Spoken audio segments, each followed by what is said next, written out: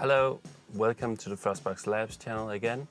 So this time we're gonna talk about old DRAM chips, especially some that are used inside the Total Recall part of the SSL computer. It's a very old computer designed like in the early 80s, late 70s, and they use a very kind of unreliable RAM chip called 4116. It's 16 kilobits, so it's not that huge, and therefore they use a lot of them.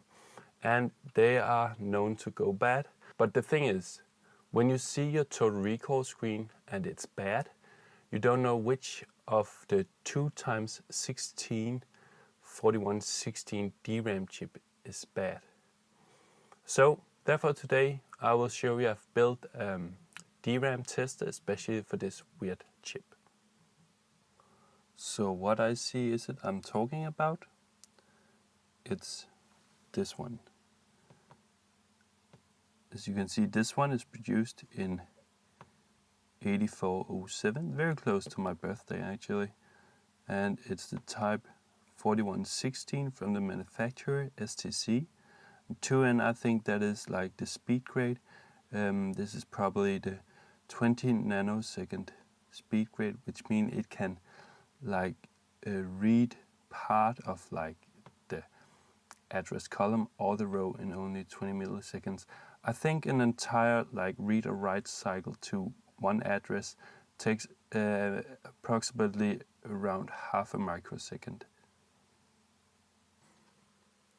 At first I started looking around on the internet to see how these can be tested. I found no readily available solutions for this chip exactly, but I found that a guy calling himself ISS on the forum called forum.defenseforce.org wrote a post about a project called DRAM Arduino. He uses an Arduino Uno to test a 4164 chip, which is quite similar but has 64 kilobits of space instead of 16, and it only uses a plus 5 volt power rail, and this one uses both a plus 5 volt, plus 12 volt and minus 5 volt rail. So that makes this a bit trickier to make a tester for.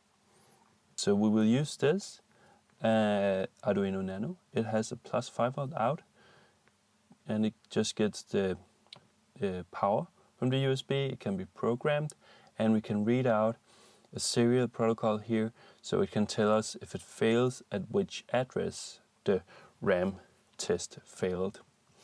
But the reference project from the internet is for 4164, which doesn't need the minus 5 and plus 12 volt rail, so we need to design those ourselves. And if we look at the datasheet for our chip here, you can see it's like this. You can see I've written some notes from other places of the datasheet. We need the plus 12 volt rail to be able to deliver 35 milliamps. Plus 5 is only 4 milliamps, and the minus 5 is only 0.5 milliamps. But the way I'm gonna create those two by using a chip called the 34063, because I have them laying around. It's a very simple step up, step down, or inverter IC. You can see it's a small SMD package, which is a bit tricky to use when we're just gonna create this on a perf board, because it's only a one-off, so I'm not gonna design a PCB and get it made in China and all that for this project. So now we know the arrays we need to create. Then we can look elsewhere in the datasheet for our DC to DC converter. Here's the example for a step-up converter. There are other places in the datasheet you can find the all the equations to design like what timing capacitor do we need, and these two are gonna set the voltage, and this is gonna be used for controlling the max current, so it's gonna limit the max current, and the equation is also gonna tell you which minimum size of inductor we need, and to fit the capacitors input and the output. And this one is for the voltage inverter, the -5 volt rail we need to make.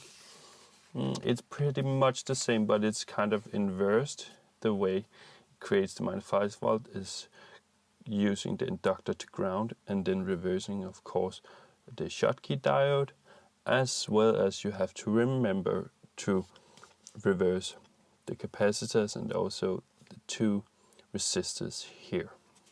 So fast forward a bit, and here it is. So let's look at maybe the front first. We have this thing that is very easy to take the chips in and out of. In the SSL computer, they are socketed, so they can easily be removed, put into this here. And then we have two LEDs.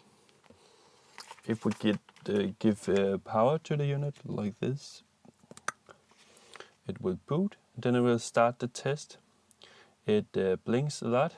This one will blink 4 times because it's gonna write zeros to all the addresses, read them back, write ones, and then read them back. And if it fails at any time, it will stop, and the red diode will light steady. If it's finished and it worked, then the green LED will light steady. And you can also connect this to the computer, to a serial monitor, and you will get like a status text on the terminal. Great. So let's try check another one. I have one over here that I have marked that it should not be good, and put it in here, and then to start it again we reset it. These are gonna be a push button when we put it into the final enclosure, but now I'm just gonna reset like this. Then it starts and it flashes red pretty quickly, so something is totally wrong with that chip. Great. Let's try a third one. Let's see this one. Then we're gonna reset it again. Then we're gonna start the test. Ones, reading back ones, zeros, and reading back zeros.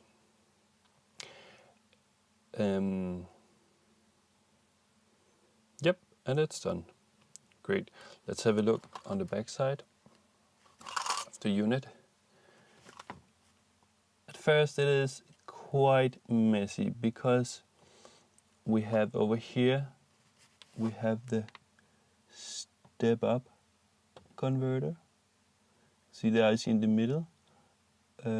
Over here we have the two resistors for making the reference voltage to make sure the output gets to 12 volt. This is the output cap. This is the inductor, and down here we have the diode. This one over here is the timing capacitor, and there's like a resistor underneath. It's very tricky to see. That's the resistor for current limiting, and this is the input filter. And over here we have the inverter for the -5 volt rail.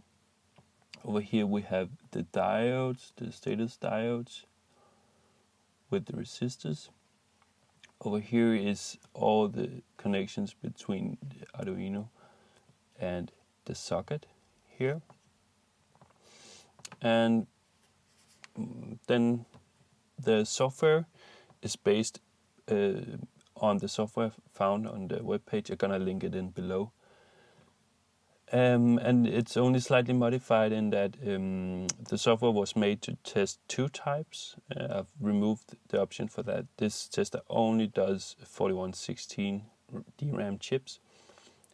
So I've removed that option in the software, as well as cutting the bus size down to 7 bits, because there is 7 bits that is first used for the DRAM column set, and then the DRAM row set, and then gonna read the data or write the data. There's a data in and a data out pin on this one. Great. So now I would like to place it inside a box, just a simple box to keep it steady and make sure it doesn't break. I found this box laying around, so I think that's gonna fit quite nicely. It will slide in here somewhere like this. And then we need to make cutouts both for the USB connect on the side. We need to mount a button somewhere here. So it's gonna show up here together with the LEDs, and then cut out for the socket over here. Yeah, and that should pretty much be it.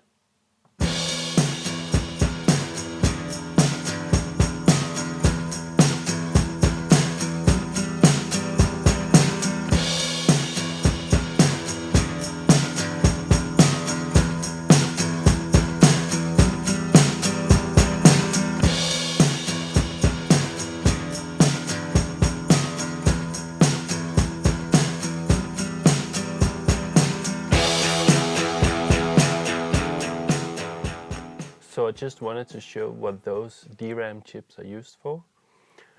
This is SSL 4000G+. It has the SSL computer, which is out there, and the interface to it is the keyboard here, and the big screen and the smaller screen you cannot see down here. So the thing the RAM chips are used for are for the Total Recall graphics. And I'm just gonna show you here.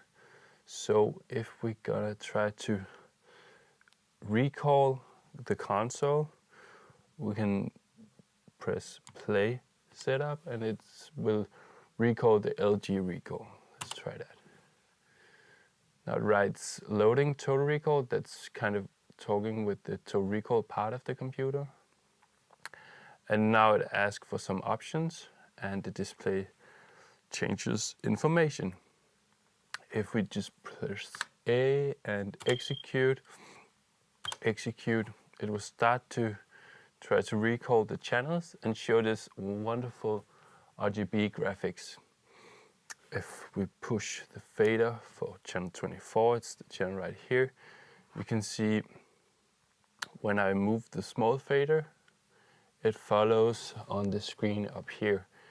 And a common issue is that some of the graphics are wrong colors, mismatched, blacks, stripes, anything like that could be related to bad 4116 DRAM chips. So here we have it, the final 4116 DRAM tester 2007, Frostbox Labs, the start button, and we might have seated the chip bad. So we're just gonna try to reseat it, then start it again.